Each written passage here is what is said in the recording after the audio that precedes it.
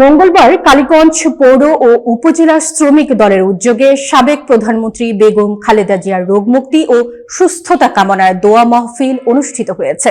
কালীগঞ্জ প্রতিনিধি মোহাম্মদ শাহনেওয়াজ জানান, অনুষ্ঠানটি পবিত্র কোরআনের তেলাওয়াত দিয়ে শুরু হয়। দোয়ার আগে আলোচনা সভা অনুষ্ঠিত হয়।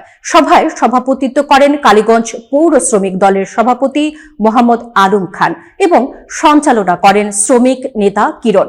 বক্তৃতায় অংশ নেন গাজীপুর জেলা শ্রমিক দলের সদস্য মোহাম্মদ ইউসুফ রহমান, কালীগঞ্জ পৌর বিএনপির আহ্বায়ক কমিটির সদস্য মোহাম্মদ সালাউদ্দিন আহমেদ, শ্রমিক দলের সাবেক ভিপি আনম নাইবুর রহমান ও কালীগঞ্জ উপজেলা বিএনপির সাবেক সাধারণ সম্পাদক মোহাম্মদ খায়রুল আহসান।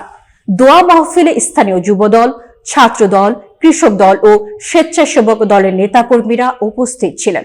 সমাপনী দোয়া পরিচালনা করেন কালীগঞ্জ পৌর উলামা দলের আহ্বায়ক মুফতি শফিকুল ইসলাম।